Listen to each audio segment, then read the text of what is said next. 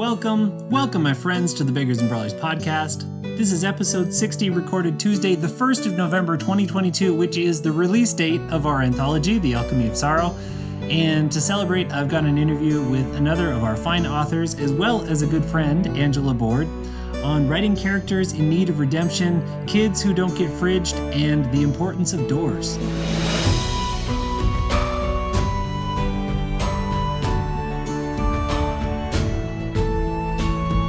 Angela Boord writes giant fantasy novels that blend genres, from romance to historical, epic, and beyond, at her kitchen table, surrounded by her kids' Legos and Nerf guns. She likes to take broken characters in need of redemption, patch them up, and give them a little hope in the darkness. She also likes mercenaries, Renaissance weaponry, and twisty spy plots. A Matter of Trust is set in Angela's Interior Empire series, and there might be a few Easter eggs for Fortune's Fool scattered here and there throughout the story. Angela, welcome to the podcast. Hi, glad to be here. Yeah, it's awesome to have you. And it looks like you've escaped the table of Legos and Nerf guns. I have. There may be a few behind me, but I have a door on this room, so that's good. Doors are important. Yep. Yeah. When we got this house, I was like, ooh, look, there's a whole separate garage. That is very nice. Yeah. Very nice. So yeah, we're here to talk about A Matter of Trust, which I thought was awesome, as ever with your writing. Did you write this one for the anthology, or did you have it in brain or on paper before Virginia contacted us?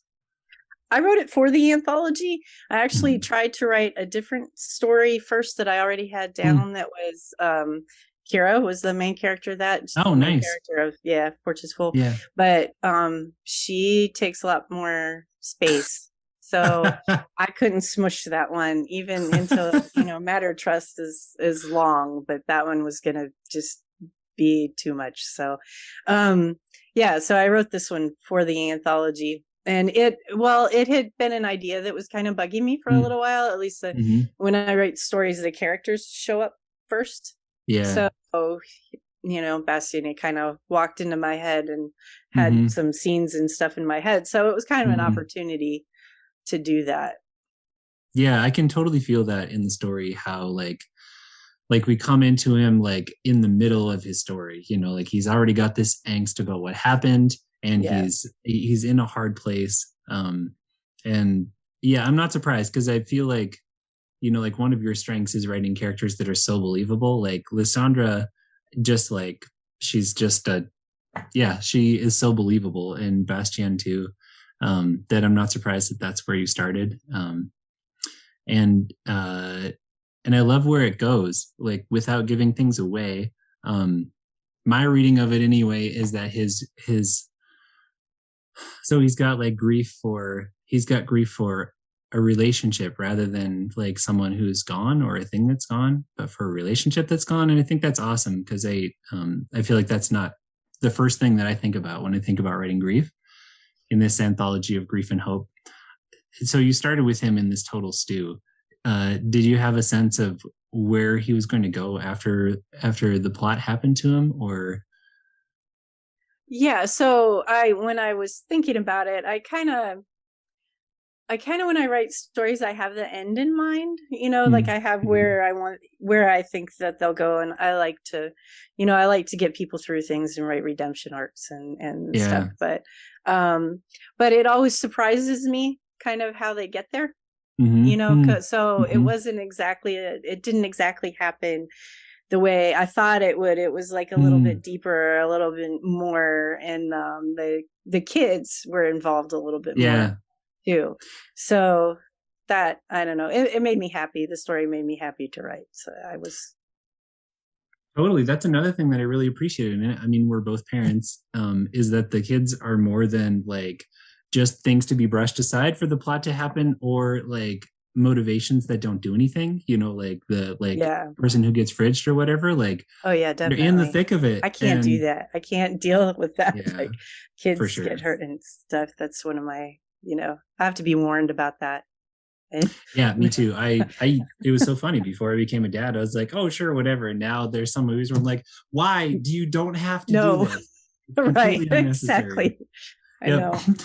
Yeah, I can't. And I think that you're right though. In a lot of novels, you just see, even if they're not getting, hurt for sympathy value, right, kind of, that they're just sort of, I don't know. It's not like they're just like stock characters that are kind of moved yeah, around for humor or whatever. They don't actually get a part in the story, really. yeah, So, or like they're the motivation to like move the parents to do something, but like right, the actual right, scenes that we get with them together are very light. yeah, So yeah. They're difficult to write, though. I think the totally, child yep. I characters. was, yeah, Jacko, I think, is the name of the younger Jessica. Yeah. Yeah. Um my son Cormac is just like at that age where he Oh yeah. has 1,000 questions. And that dialogue is actually like, it would look ridiculous on the page if I actually just transcribed like what Oh, I uh know. like Yeah. this does. Like there's too many questions. They actually have lots of repetitions in them. Yeah, Yeah. he's kind of like that character is kind of like my 9-year-old a little bit. I have a lot, so I guess I should. I have, tell everybody I have 9 kids. 7 of them are Mhm. boys, so I've gone through this stage quite a bit of times. Yep. But my 9-year-old he is a talker. Most of my kids are Mm. introverts. I have a couple of Mm. extroverts, and he's an Yeah. extrovert. And yeah, Mhm. so every morning I'm writing at the kitchen table, and he's standing next to me and saying things over and over again. So Uh-huh. Yep, I totally get that too. yeah, And like in the middle of a different conversation, he's got a yeah, question. He's gonna keep asking it until I respond. right, right. I have to switch gears too. Like Mhm. I'm doing one thing and he's asking, and I can hear him, but I have to mentally switch gears. And by the time I switch gears, he's like asking me 10 questions. Yeah, And then I've got to go. totally. Okay, wait, where did he start? Like, how can I fit all of these in? But Yeah. Yeah, totally. I admire you for being able to do any other task, because when I'm being bombarded with questions like that, like I can't, at least I can't write anyway. yeah, it's difficult. It's I don't know. It's like sort of, I mean, it's always nice to have a door, but it was Yeah. one of those things that I did out of desperation, I think. Like, Yeah. that was the space I had, and I try to do it when the kids aren't, or around as much or whatever. But Mhm. I think it's like a lot of practice where you go, Mhm. okay, I got to stop and turn and do answer a thing, break up a fight, solve a problem, Uh-huh. wipe up a mess, Yep. and then get back to work again.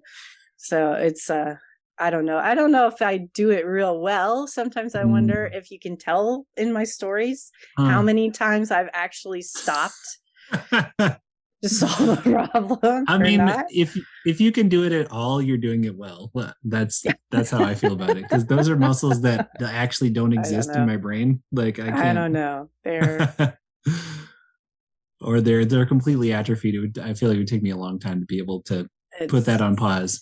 Yeah. Yeah, it's just practice, I guess. I don't know. I still would rather have, like, I write a lot in the car Mm-hmm. when I'm waiting on my youngest daughter who is Mm-hmm. disabled. She has like speech therapy and occupational Mm-hmm. therapy. And Mm-hmm. while I'm waiting on her, I have time in Mm-hmm. the car. And so that's Mm-hmm. like my office. That's awesome. Yeah. I do lots of, this is actually the first interview I've done for our series that hasn't been in a car. Because they've all been They're after I take my good. kids to I mean, school, and it's like, I've got a car, it's going to be quiet and they have private. So doors. Yep. yeah, they have doors. Doors are Doors great. are important. The doors are a symbol of don't come in here. Right. Exactly. I mean, they don't always work that way, but they slow them down anyway. Yeah, for sure.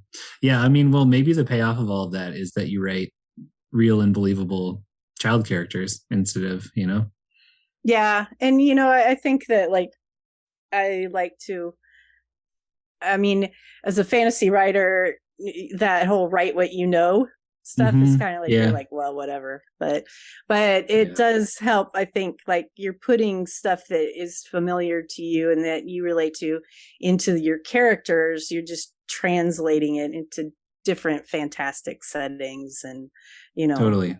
world building and stuff. But you still, like, people relate to what's human and Yeah. familiar.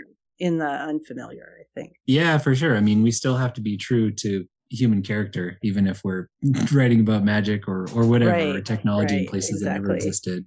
Yeah. Yeah. And I felt just how real both Lysandra and Bastian's ex, whose name I'm forgetting. Ava. Ava. Yeah. Yeah. The part about feeling attractive like after having kids, and how Ava like felt overtouched. Like I remember going through that with my wife of a time when like I'm missing it and she's got so much baby on her all the time that she's like, don't touch me. Yeah, I those mean, things it's hard. I guess I put those things into my writing because that's obviously 9 kids. That's, it's long. That takes a long time, many years. Like I was nursing or pregnant for many years of my life. So that was a big, it's a big deal. And so when I'm writing stuff, I write about things that matter to me, that stuff comes up. And so it's just really cool to see it in here and to see it like so real. Like obviously I've never been a mother, but I've been around one pretty intensely for the last 5 years. And it's just cool to see it so real and to feel how I don't feel like I read that many stories that have, again, mothers that aren't like separated from their kids and desperately trying to get them back or whatever, but who are just actually in it and going through like the messiness of relationships that have to shift when a couple becomes a family. Yeah, that is that's something that kind of annoys me when I, like all the mothers that you see that are like, well, they're usually dead. So, totally. Like they've died and it's some, a motivation for a protagonist usually. Yeah. Who's not a mom.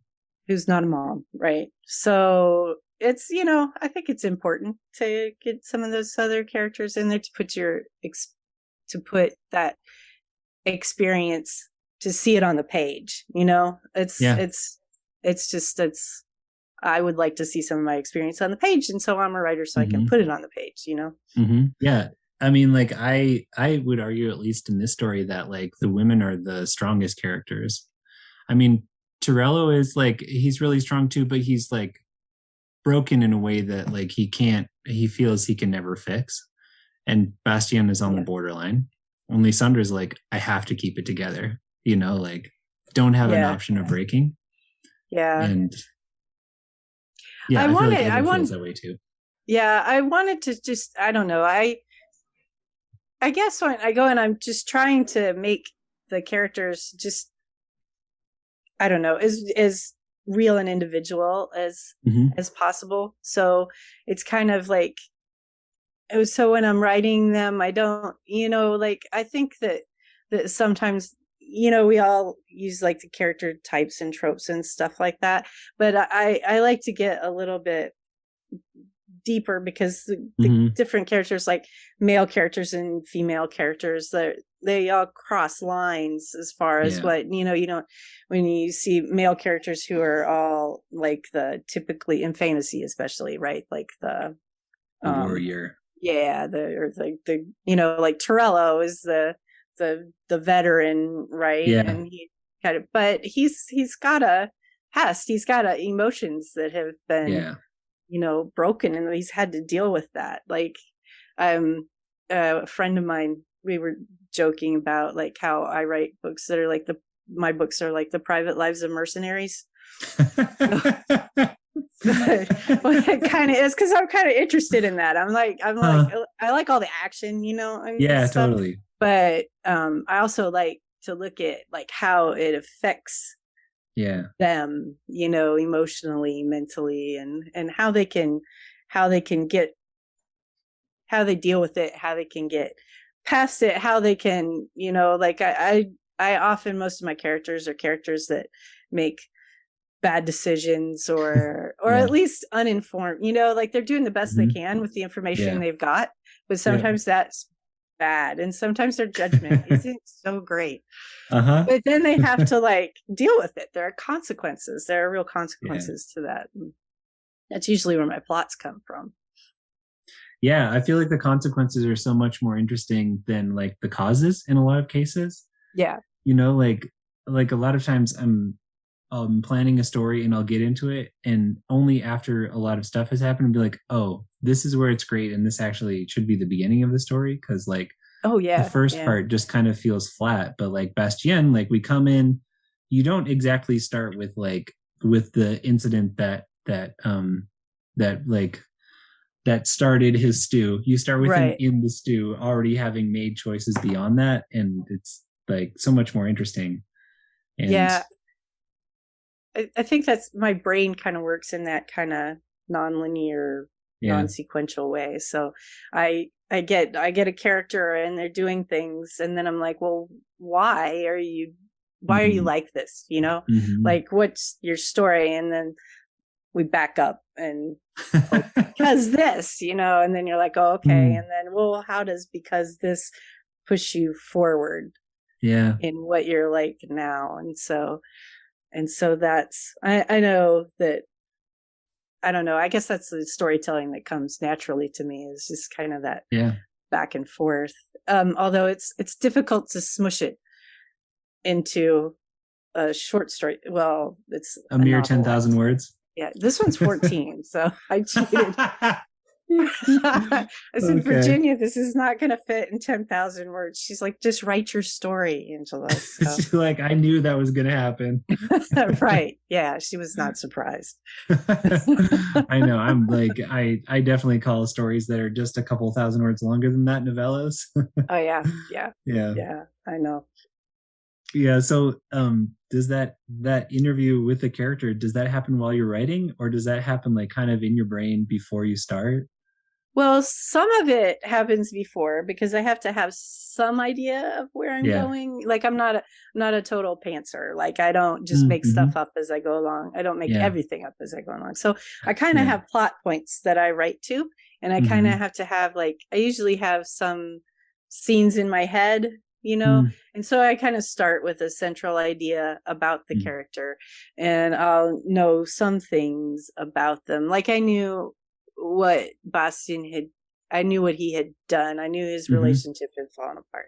And I knew kind of where he was going. I hoped, I was trying to get Yeah. him there. And then I kind of knew some of the other characters. Mm-hmm. But then as I'm writing it, they'll usually come up with surprises. I'll be like, Yeah. they'll do things and I'm like, no, wait, we got to get a little deeper here, and then I'll Mm. go back. So this story always was supposed to be constructed with those kind of the nonlinear way, like doing the present with the Mm-hmm. past mixed in with the present, but And some the of and the it. letters, which are like so cool. The little I'm forgetting the fancy word for them, but Oh, it's the like a epistles, right? Yeah, the epistles. Yes, epistolary. Yeah, epistolary. Yeah. yeah. They're like brief little interviews with his soul. They're just like hit so hard.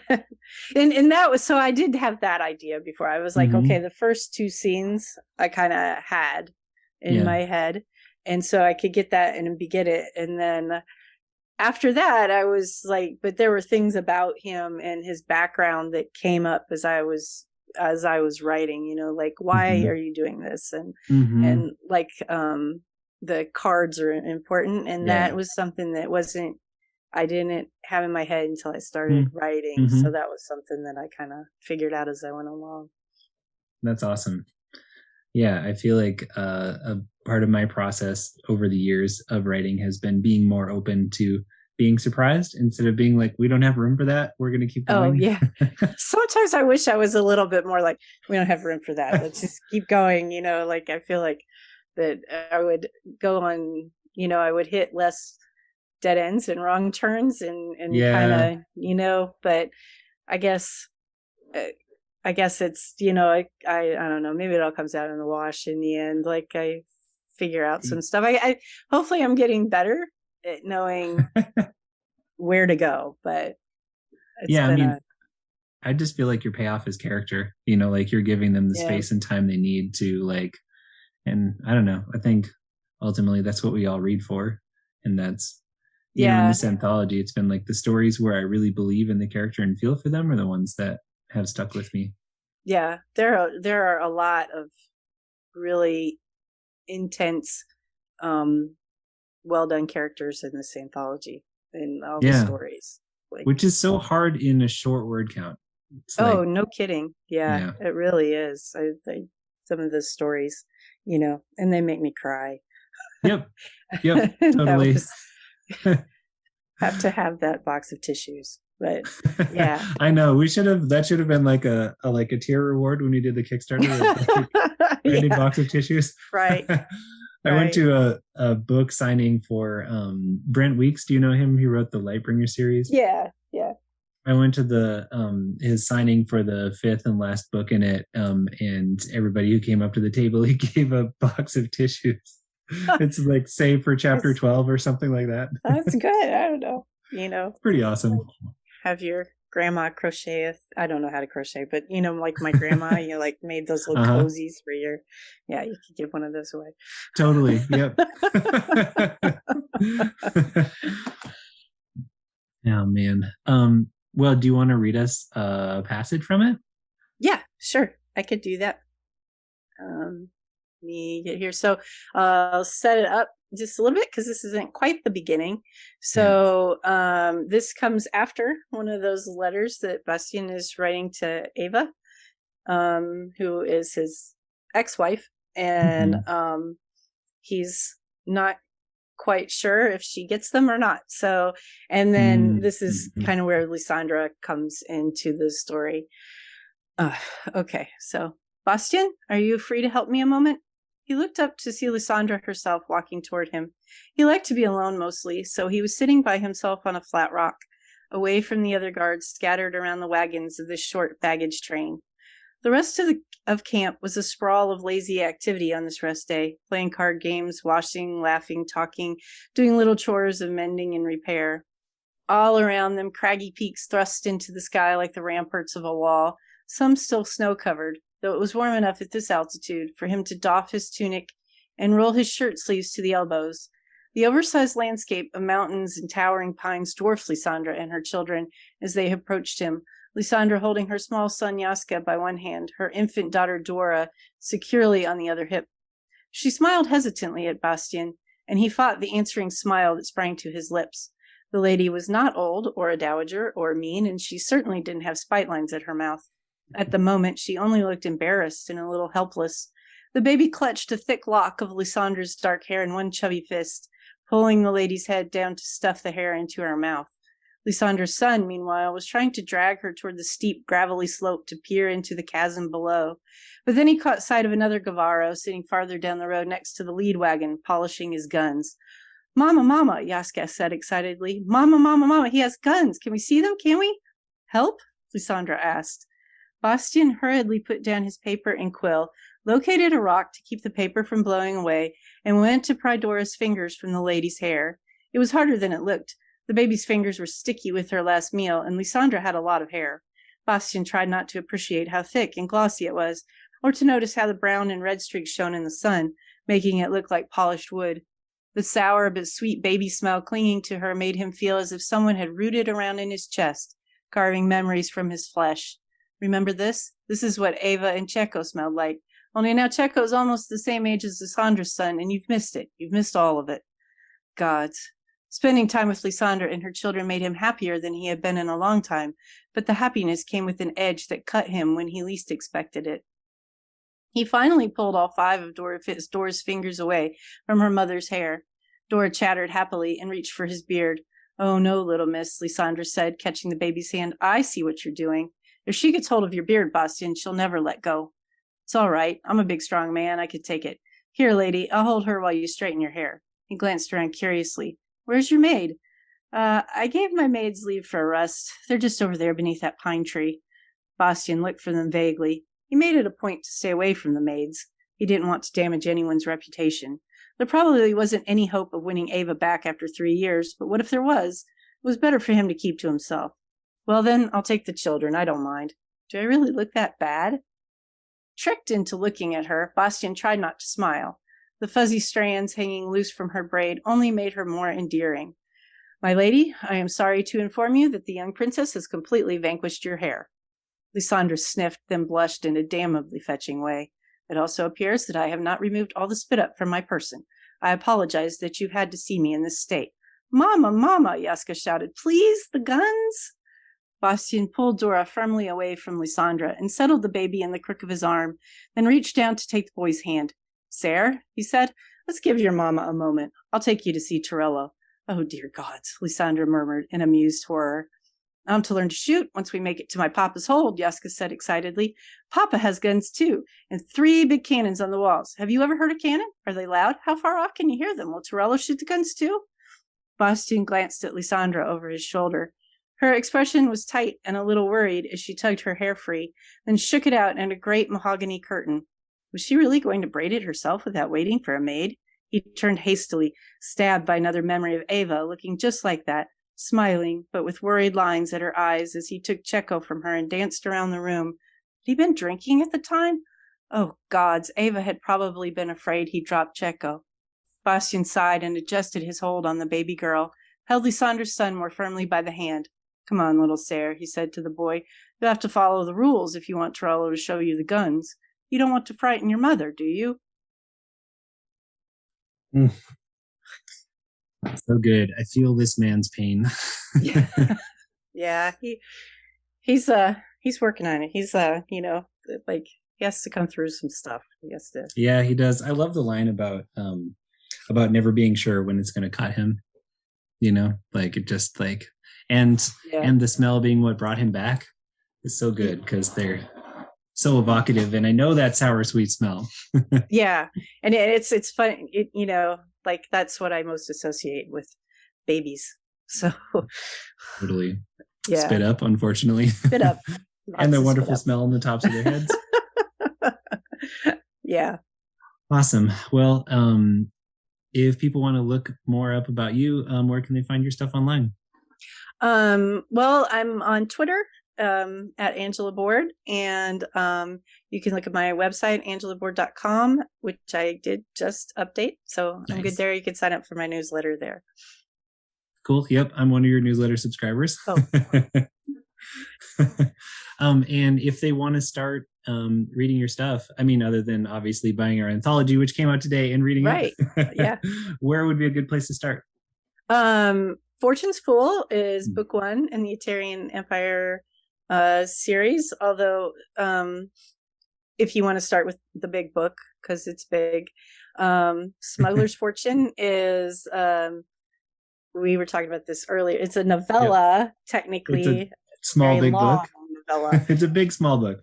And it is standalone if you want to dip your toes in without getting into the big book. And then I just released a book in a different series, the Rye Ascendant series. It's called Through Dreams So Dark. And that just came out like a week ago. So that doesn't have it's in a different series than the story in the anthology, than Matter of Trust. But and it's like a Cold War portal fantasy, right? Yeah, that's a Cold War portal fantasy. It's kind of it's big, so it's kind of old school portal fantasy. So it has some epic, more epic fantasy overtones to it too. So that's awesome. I mean, it's all good. I mean, one thing you can say about long books is like you're getting a lot of value. You get a lot of reading time. Yeah, I hope so. Sometimes I feel like it's Thanksgiving, like Thanksgiving dinner, I spend like a week making Thanksgiving dinner, and then I try to pace my books fast. And so some people do, they read them really fast. So it's like, and then they're like, well, where's the next one? Which is good. I like that, do that. It's totally good. It's like, hold on, I got to plan the next meal. Like, I totally get that. Yeah, I feel like I also spend a long time cooking for my family, and then we eat and then you demolish it in like 30 minutes. And they're like, was it good? Now we're hungry again. So I don't know. You got to eat crackers now. Right. Just have a snack. Smugglers is a snack. It is a snack, but it's a hearty and filling snack. It's not junk food. Yeah. I'll say that. Wait for me to cook the next book, which is in the works. It's taken a while, but it's coming. Always cooking up there. Yeah, I appreciated all the insight into your writing process. It was fun talking to you about that stuff. It's always fun to talk to other writers, Totally. In this solitary task, it's nice to compare notes every now and then. Make the connections. Yeah. Awesome. Well, I'm sure I'll see you on all the forums that we share. Yep. And in the pages of our wonderful anthology, you'll find links to buy that in the show notes as well. So please support it. Angela's story is wonderful. So yeah, thank you. It's so nice to talk. Yeah, it was good to talk to you too. For more information on Levi Jacobs and his books, including the award-winning Tidecaller Chronicles, visit www.levijacobs.com. Or for a free audiobook, only available to podcast listeners, go to www.levijacobs.com/free. Thanks for listening, and read on.